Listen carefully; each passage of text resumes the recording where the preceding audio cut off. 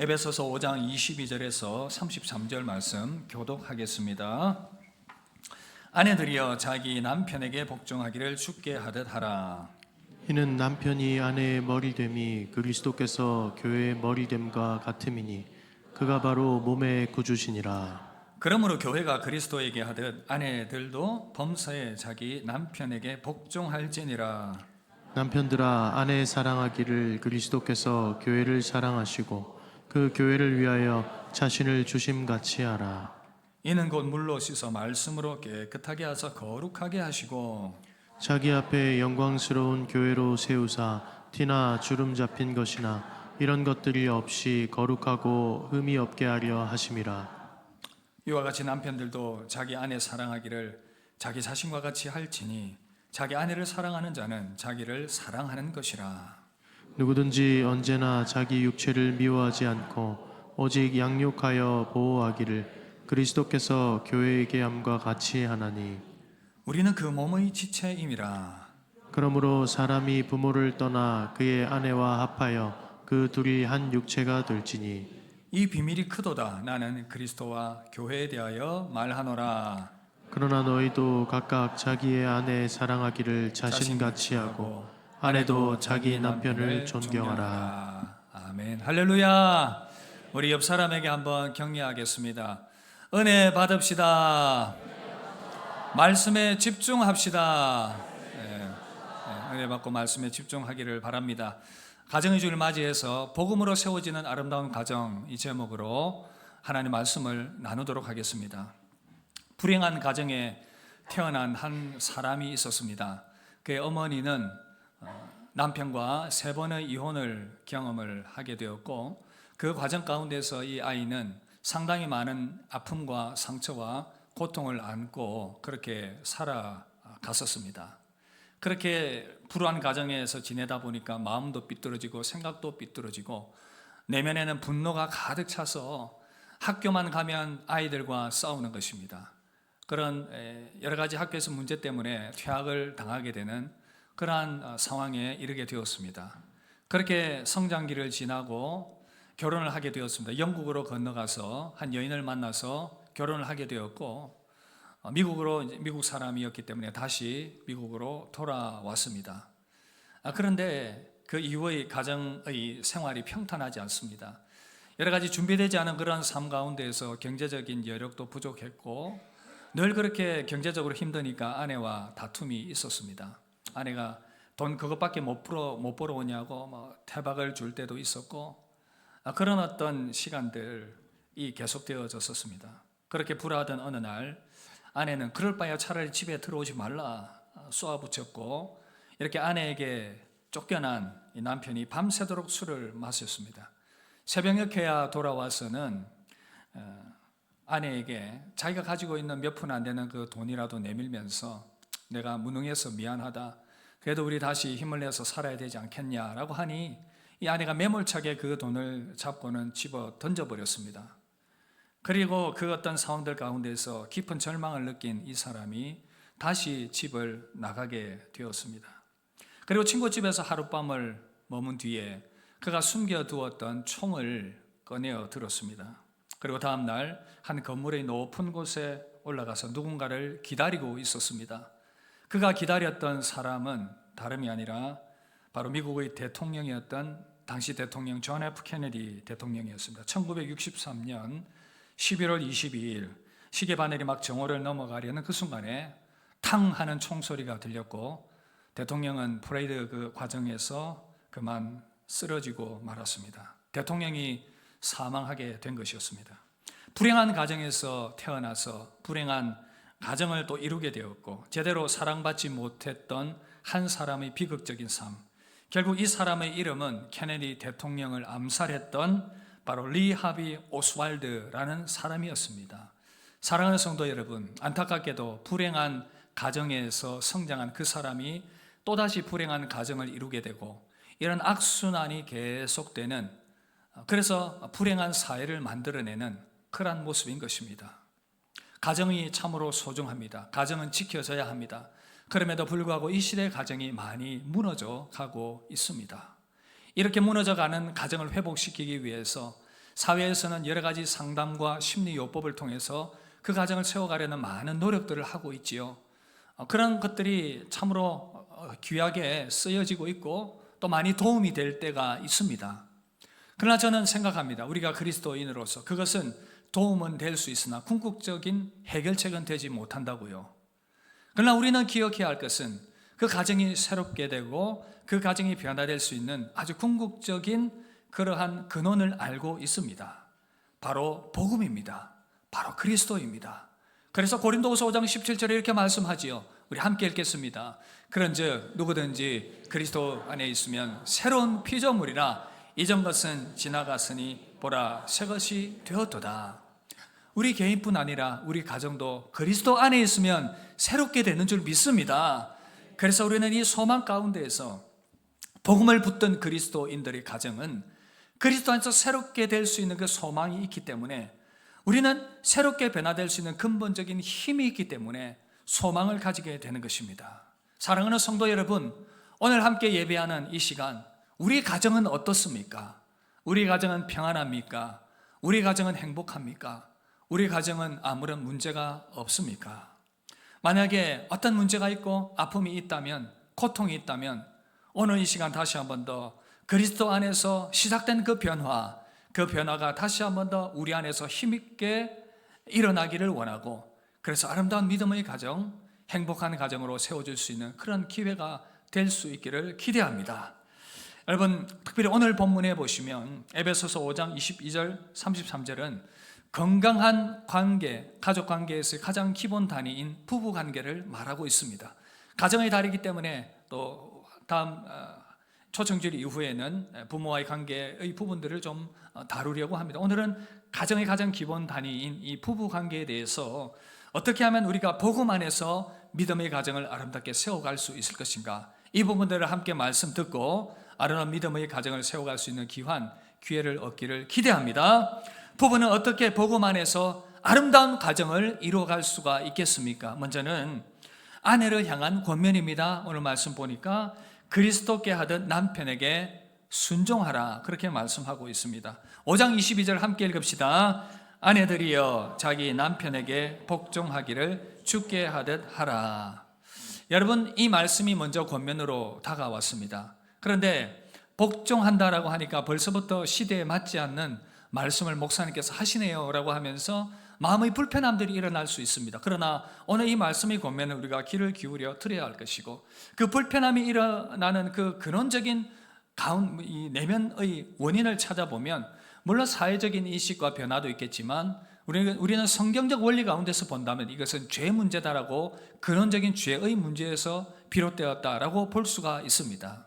한번 살펴봅시다. 창세기 3장에 보면 16장에 보면 16절에 보면 이런 말씀이 있어요. 너는 남편을 원하고 남편은 너를 다스릴 것이니라. 아담과 하와가 하나님께 범죄하고 난 이후에 하나님께서 이 말씀을 선언을 해 주셨습니다.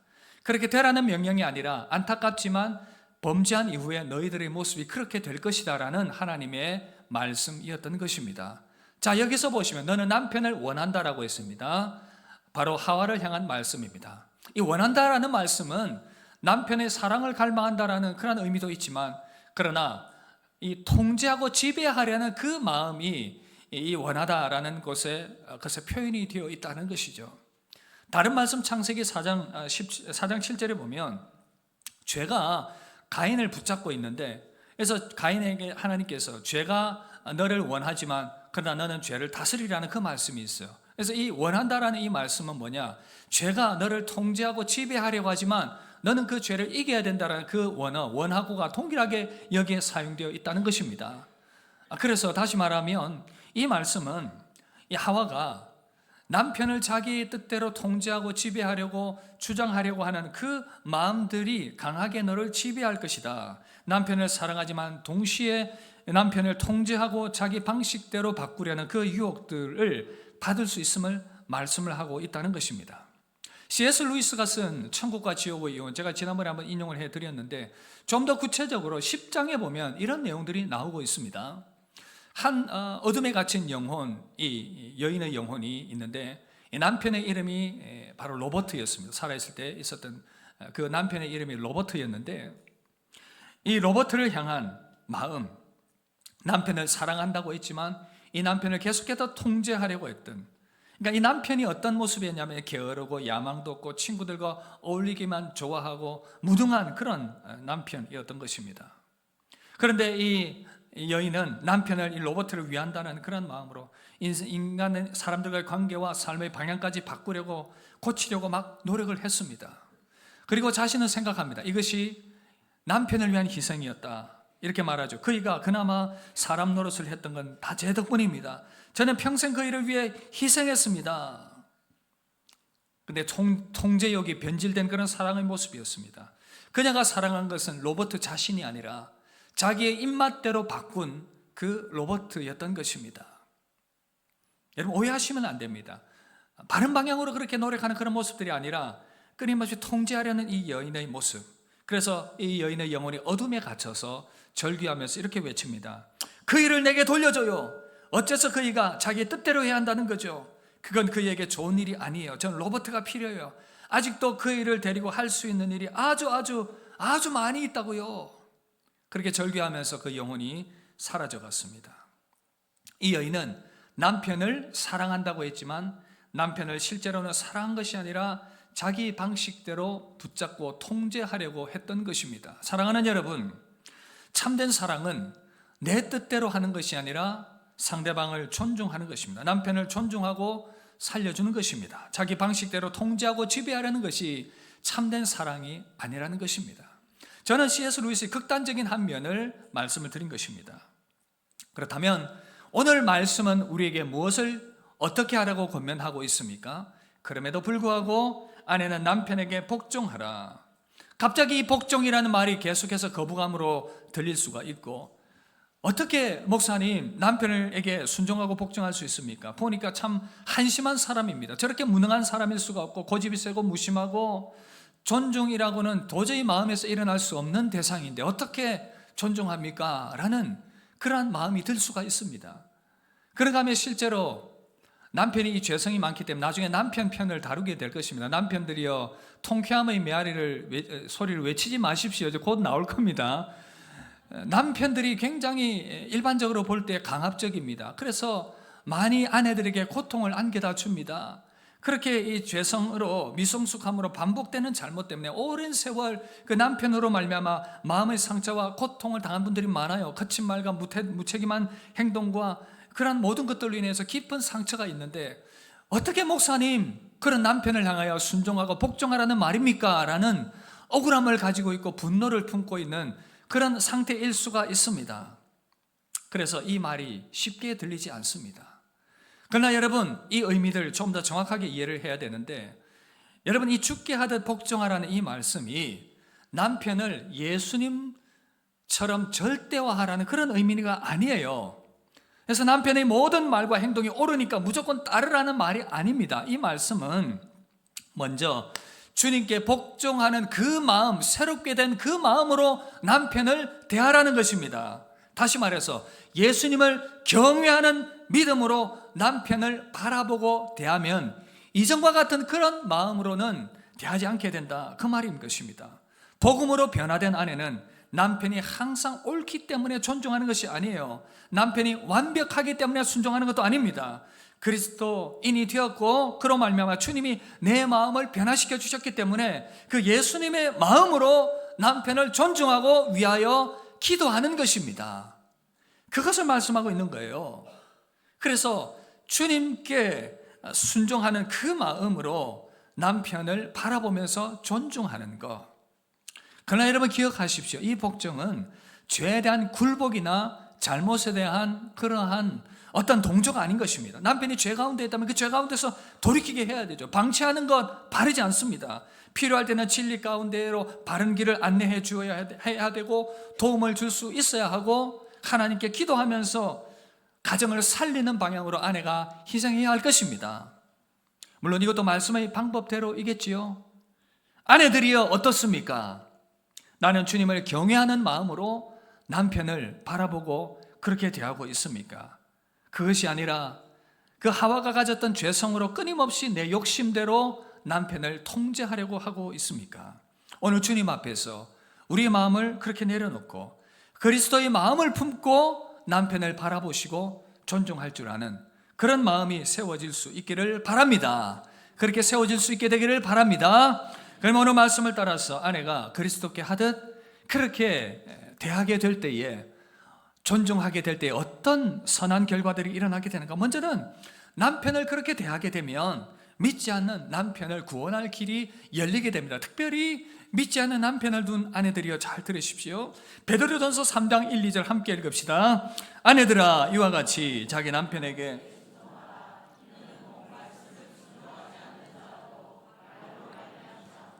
그 아내의 행실로 말미암아 너의 두려워하며 정결한 행실을 봄이라. 믿지 않는 남편을 둔 아내의 가장 큰 기도의 제목은 바로 남편의 구원일 것입니다. 어떻게 언제 남편이 구원될 수 있을 것인가? 이것이 가장 큰 기도의 제목일 것입니다. 그래서 이렇게도 해보고 저렇게도 해보고 많이들 애를 쓰는데 하나님의 때가 있을 것입니다. 그러나 오늘 말씀을 통해서 다시 한번 더 적용을 해본다면 우리가 먼저 주님과의 깊은 관계 가운데서 주님을 경외하며 그 변화된 마음으로 남편을 대하게 될 때에, 그런 말과 행동으로 다가가게 될 때에 남편은 감동받게 되고 그로 말미암아 복음의 문이 열려지게 된다는 사실입니다. 우리가 이것을 잊지 말아야 합니다. 어거스틴의 어머니 모니카는 참으로 훌륭한 믿음의 어머니였습니다. 그러나 믿음의 어머니이기 이전에 한 남편의 아내이기도 했습니다. 그런데 이 기록들을 보면 참 이 어머니 모니카, 어거스틴의 어머니 모니카가 힘든 시간들을, 가정의 시간들을 보내었습니다. 남편이었던 파트리키우스가 상당히 방황하고 방탕한 참으로 거친 힘든 사람이었다라는 기록이 있어요. 그러다 보니까 아내가 참 많이 고생했습니다. 아내의 그 방탕함, 남편의 그 방탕함과 힘들게 하는 그런 어떤 이 상황들 가운데에서 마음이 참 힘들었습니다. 생각해보니까 어거스틴도 방황의 시기들이 많았거든요. 타락과 방황과 방탕의 시기들이 있었는데 아마 아버지의 그 방탕의 벽들을 좀 성향들을 좀 닮았던 것 같습니다.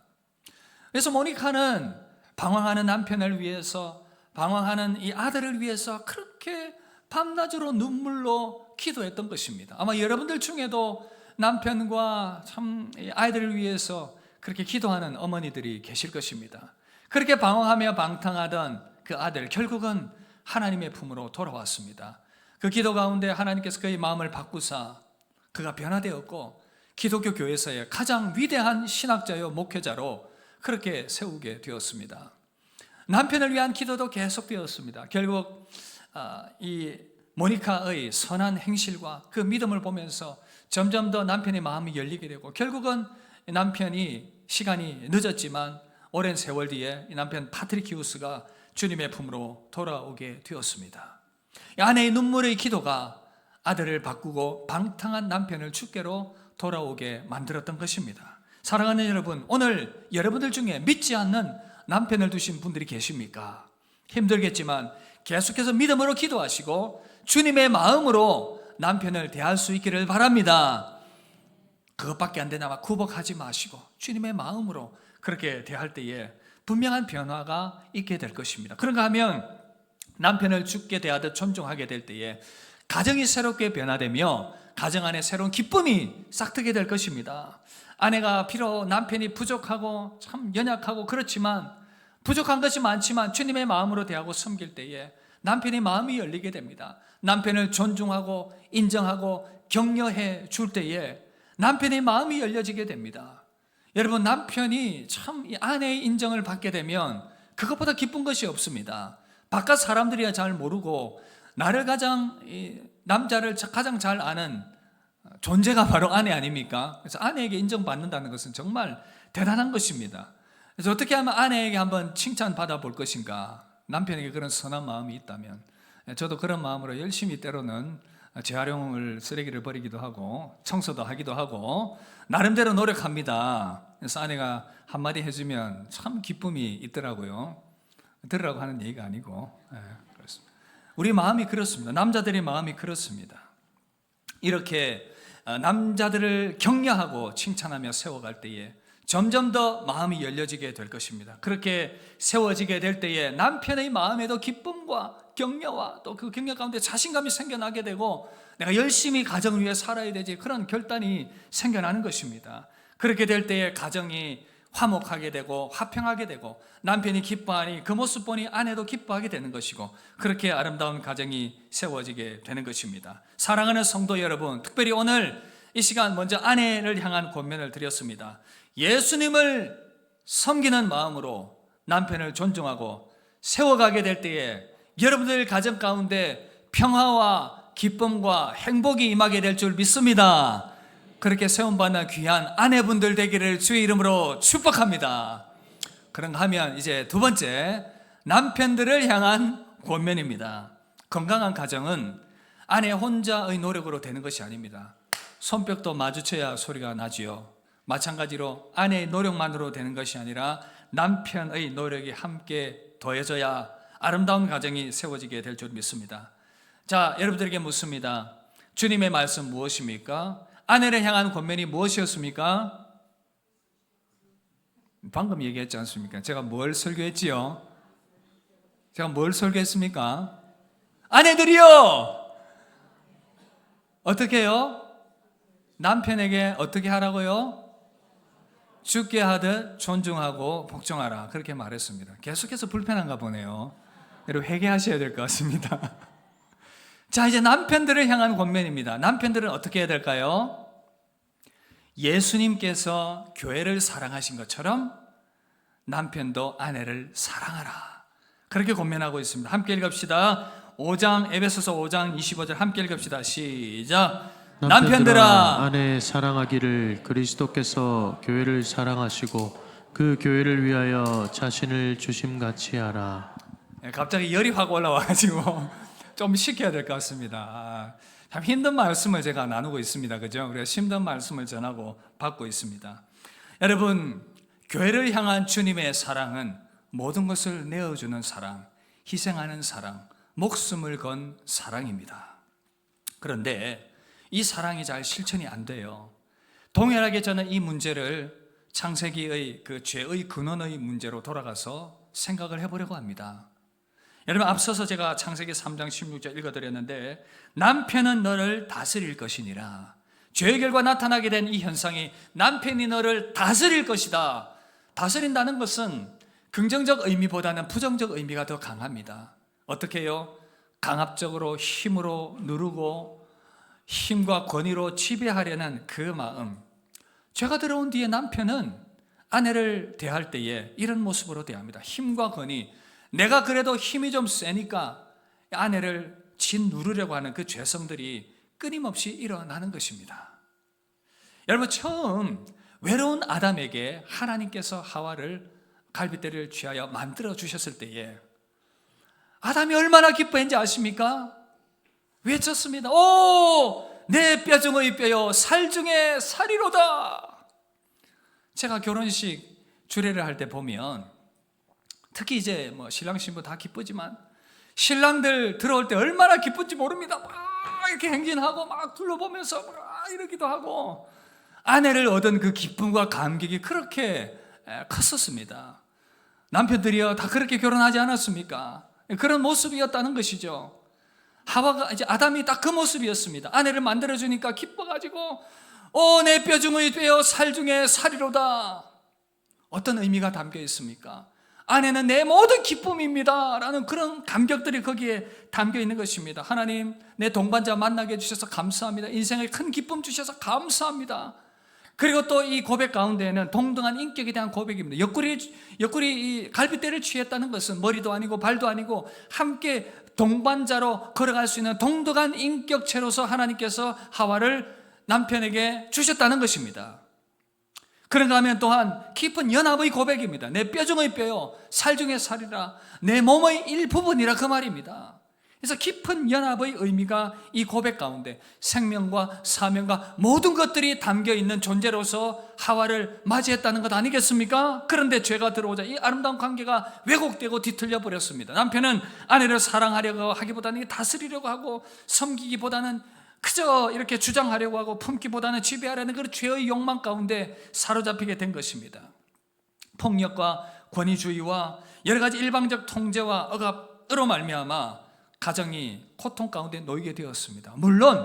물론 아내를 사랑하기 어려운 때도 있습니다. 어떤 아내는 여러 가지 많은 문제를 안고 있어요. 낭비벽도 심하고 인격도 문제가 있을 수가 있습니다. 말과 행동과 태도가 거칠 수가 있고 반복되는 그러한 문제들을 나타내는 그러한 상황일 수도 있습니다. 그러나 오늘 말씀은 그런 가운데서도 그 현실을 모르고 주시는 말씀이 아니라 그런 가운데서도 남편에게 분명히 말씀하고 있습니다. 그리스도께서 교회를 사랑하신 것 같이 아내를 사랑하라. 다시 한 번 더 주님이 교회를 사랑하시는 그 사랑이 어떤 모습인지를 한번 생각해 보십시오.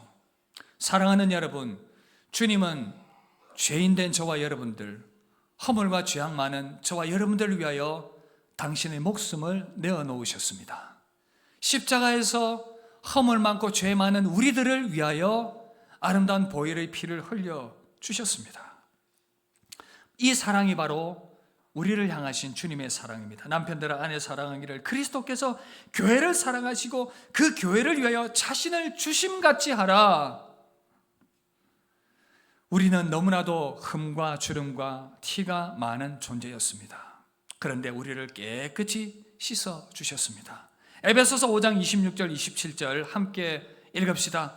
이는 곧 물로 씻어 말씀으로 깨끗하게 하사 거룩하게 하시고 자기 앞에 영광스러운 교회로 세우사 티나 주름 잡힌 것이나 이런 것들이 없이 거룩하고 흠이 없게 하려 하심이라. 우리는 너무나도 티도 많고 점도 많고 흠도 많은 그런 존재였습니다. 그러나 주님께서 그 보혈의 피로 우리를 깨끗하게 씻어주셔서 거룩하고 흠이 없는 신부들로 세워주셨습니다. 사랑하는 남편 여러분, 우리가 이 마음을 본받아야 합니다. 아내를 볼 때 티도 많고 주름도 많고 흠도 많습니다. 아내 얼굴에 있는 티와 주름 보라는 거 아닙니다. 그런 의미 아니에요. 그래서 뭐 주름 펴야 되겠네, 보톡스 맞아야 되겠네, 점 빼야 되겠네, 그런 쓸데없는 소리를 하시면 안 되고 내면의 티와 흠과 주름들, 그런 것들이 보인다 하더라도 주님께서 그 모든 것들을 깨끗하게 하시고 다 펴주시고 받아주신 것처럼 아내가 가지고 있는 흠과 티나 주름 보이더라도 그것을 안아주고 품어주는, 어떤 남편은 그 티를 더 크게 만들고 더 부풀리고 주름도 더 깊게 만들고 그 모든 흠도 더 크게 만들어서 아내를 부끄럽게 만들고 낙심하게 만든다면 이보다 더 못난 남편이 어디 있겠습니까? 그러지 말라는 것입니다. 안아주고 품어주고 이해해주고 그렇게 하라는 것, 주님의 사랑으로 용서하고 품으라는 말 아니겠습니까? 그런 관점에서 본다면 남편들에게 더 큰 은혜가 필요하고 더 넓은 마음이 필요할 것입니다. 남편들이여, 아내의 티와 주름과 허물이 보입니까? 주님의 사랑으로 안아주시기를 바랍니다. 목숨 걸고 아내를 사랑하시기를 바랍니다. 그러한 모습을 보이게 될 때 아내는 남편을 통해서 주님의 사랑을 보게 될 것입니다. 그로 말미암아 감동받게 될 것입니다. 그리스도께서 교회를 사랑하신 것처럼 남편들이여 아내를 그렇게 사랑하고 귀하게 여기며 아름다운 믿음의 가정으로 세워갈 수 있게 되길 주의 이름으로 축복합니다. 그렇다면 실제적 질문이 남죠. 우리 어떻게 이 일을 실천할 수 있을 것인가? 목사님, 힘이 없습니다. 그렇게 남편을 주께 존중하듯 존중해야 하고, 남편은 아내를 주님이 교회를 사랑한 것처럼 사랑해야 한다고 하는데 목사님, 되지 않습니다. 그렇다면 그 고백 가운데 있다면 우리는 다시금 주님 앞에서 그렇게 할 수 있는 힘과 은혜를 구해야 되겠습니다. 우리는 어떻게 이 말씀을 실천할 수 있겠습니까? 따라합시다. 복음과 성령의 능력으로 충만합시다. 복음과 성령의 능력으로 충만해야 가능할 것입니다. 우리에게 이 복음과 성령의 능력이 필요합니다. 먼저 가정을 살리는 이 복음의 능력이 필요합니다. 복음의 능력은 참으로 가정을 새롭게 합니다. 사도행전 16장 31절 함께 읽읍시다. 주 예수를 믿으라. 그리하면 너와 내 집이 구원을 얻으리라. 여러분, 여기서의 구원은 우리가 죄 가운데서 구원받고 천국 가는 것만을 말하는 것이 아닙니다. 이 땅을 살아가는 동안에 주 예수 그리스도를 구주로 받아들인 그 가정은 새로운 변화 가운데 나아가게 될 것이고 구원을 얻게 될 것입니다. 새로운 그 변화는 참으로 그 가정의 새로운 복음으로 말미암는 새로운 영적인 분위기들이 새롭게 형성이 되며 아름다운 관계들이 새롭게 정립이 되며 그로 말미암아 가정 가운데 천국이 임하게 된다는 사실입니다. 그러므로 먼저는 이 복음의 능력이 우리 가정 가운데 임하기를 간절히 소망해야 되겠습니다. 부부 관계 가운데서 이 아름다운 복음의 능력이 나타나며 부모와 자녀들 가운데도 이 관계가 이 아름다움이 나타나며 무너진 그런 관계들이 복음으로 회복되어지는 역사, 그리고 이 복음이 우리 안에만 가두어지는 것이 아니라 지금 여러분 보십시오. 여러분들의 주변의 이웃과 여러분들의 그 친척과 주변의 사람들, 복음이 없어서 무너진 가정들이 얼마나 많이 있습니까? 여러분, 복음이 들어가면 가정이 새로워집니다. 가정이 새롭게 살아납니다. 남편과 아내의 마음이 변화되고 자녀들의 마음이 복음으로 말미암아 변화되기 때문에 복음이 들어간 가정은 반드시 변화되어지게 되어 있습니다. 그래서 여러분, 다음 주 초청주의를 앞두고 우리 그 마음을 품읍시다. VIP들을 마음에 품으시고 하나님이여 그 가정 가운데 그 자녀들로 말미암아 복음이 들어간 그 자녀들로 말미암아 변화되어지게 하옵소서. 복음이 들어간 그 아내로 말미암아 남편으로 말미암아 그 가정이 변화되는 역사가 일어나게 해주시옵소서. 그 마음을 가지고 믿음으로 기도하며 복음을 전할 수 있기를 바랍니다. 그런 은혜의 역사 나타나게 될 수 있기를 바랍니다. 복음으로 새롭게 됩시다. 그런가 하면 남편과 아내 모두가 다 성령으로 충만해야 한다는 것입니다. 함께 따라합시다. 성령으로 충만합시다. 성령으로 충만합시다. 성령 충만은 지난주에 제가 복음 증거에 대해서도 말씀드렸지만 성령 충만은 우리 믿음 생활, 교회 생활뿐 아니라 우리가 살아가는 이 땅에서 살아가는 모든 삶의 기간들 동안에 가장 필요한, 어찌 보면 만병통치약과도 같은 그러한 은혜인 것입니다. 성령 충만하게 될 때에, 남편과 아내가 성령 충만하게 될 때에 가정이 새로워지고 살아나게 되는 것입니다. 에베소서 5장 18절을 보시면 오직 성령으로 충만함을 받으라 말씀하셨습니다. 그런데 이 말씀의 권면 뒤에는 계속해서 부부의 관계와 주인과 종의 관계와 여러 관계들을 설명을 하고 있습니다. 무엇을 말씀해 주고 있습니까? 성령 충만해야 가정이 세워지게 된다는 그 말씀 아니겠습니까? 그래서 먼저 성령 충만한 아내가 되어야 되겠고 성령 충만한 남편이 되어야 될 줄로 믿습니다. 아내들이여 계속해서 성령 충만한 가운데 거하게 될 수 있기를 바랍니다. 성령 충만한 아내가 참으로 오늘 말씀을 따라서 남편을 그렇게 존중할 수가 있습니다. 성령 충만한 아내가 가정을 계속해서 세워나갈 수가 있는 것입니다. 성령 충만한 남편이 아내를 진정으로 사랑할 수 있게 되는 것입니다. 그로 말미암아 가정 가운데 참된 행복이 찾아오게 된다는 사실입니다.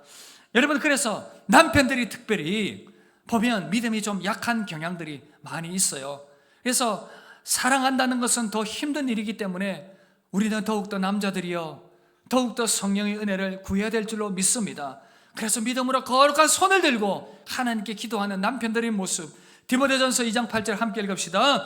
그러므로 각 처에서 남자들이 분노와 다툼이 없이 거룩한 손을 들어 기도하기를 원하노라. 할렐루야.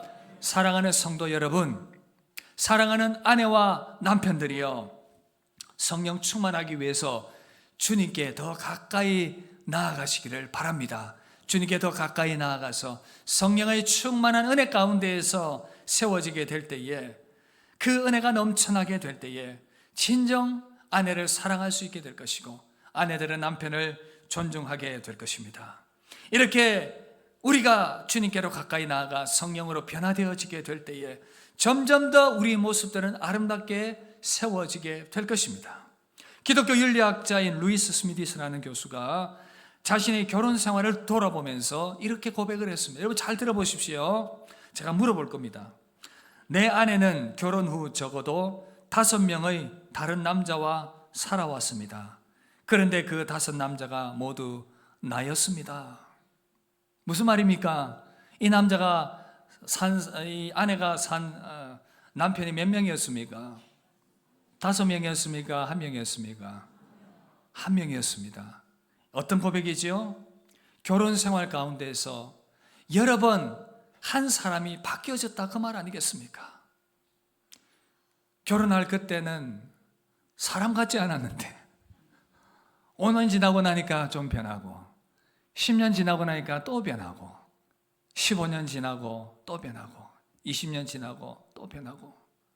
여러분, 그래서 저는 서로에게 오늘 주일 예배 마치고 남편은 아내에게, 아내는 남편에게 물어보십시오. 당신은 몇 명의 아내와 남편과 살았습니까? 한 사람이겠죠. 그러나 변화된 그 인격 가운데에서 여러분, 그리스도 안에 있는 남편과 부부는 변화될 것입니다. 이것이 가정의 소망입니다. 사랑하는 성도 여러분, 그리스도 안에서 변화된 성품과 그 인격으로 새롭게 변화되어서 아름다운 믿음의 가정 세워갈 수 있기를 바랍니다. 계속해서 그 주님의 은혜와 사랑을 갈망하십시오. 그래서 변화로 나아갈 수 있기를 바랍니다. 그리고 한 가지 기억할 것은, 결혼한 사람이든 홀로 있는 사람이든 우리의 궁극적 만족과 소망은 배우자에게서 오는 것이 아닙니다. 그리스도에게서 오는 줄 믿으시길 주의 이름으로 축복합니다. 아무리 좋은 아내와 남편이라도 주님을 대신할 수가 없습니다. 오직 그리스도만이 참된 사랑이시며 참된 신랑이시며 참된 아내이며 우리 영혼을 온전히 만족해 하실 수 있는 분입니다. 그러므로 우리가 어떤 형편 가운데 있든지, 부부 가운데 있든지 홀로 있든지 어떤 모양으로든지 주님께서 주시는 그 참된 위로와 기쁨 가운데 살아가는 우리 남은 생애가 될 수 있기를 바랍니다. 우리 모두 복음의 그 능력과 성령의 능력으로 아름다운 부부관계 그리고 믿음의 가정으로 변화되어서 하나님께 영광 돌리는 우리 모두가 되기를 주의 이름으로 축복합니다. 말씀 마무리하겠습니다. 여러분, 이 시대에 많은 가정들이 흔들리고 있습니다. 그러나 우리는 답을 알고 있습니다. 복음으로 그리스도 안에서 변화된 아내와 남편이 있는 가정, 그 가정은 참으로 건강하고 단단하고 아름다운 가정으로 계속해서 전진해 나아가게 될 것입니다. 사랑하는 성도 여러분, 그리스도 안에서 복음 안에서 성령의 충만함으로 변화된 모습으로 이 아름다운 가정 세워갈 수 있게 되기를 주의 이름으로 축복합니다. 우리 함께 찬양합시다. 우리 가정 안에 그 사랑의 메아리들이 넘쳐나기를 소망하면서 우리 함께 찬양하겠습니다.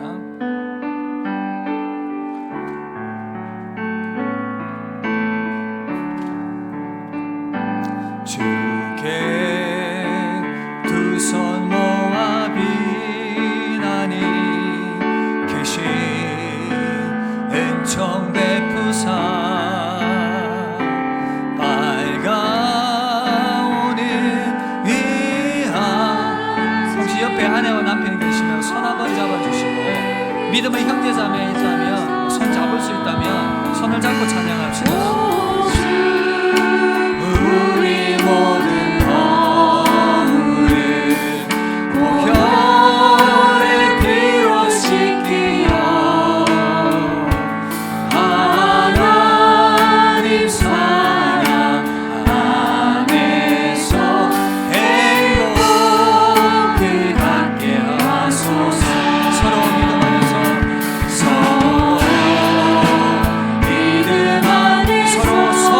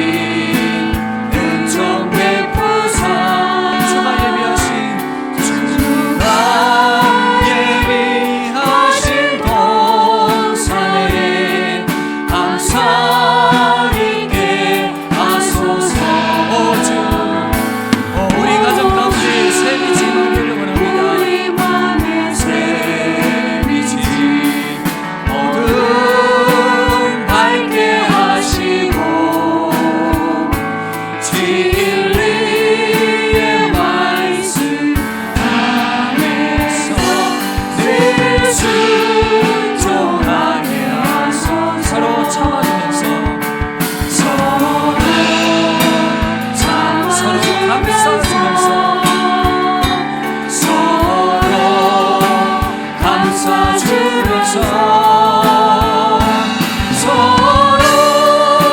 사랑하면서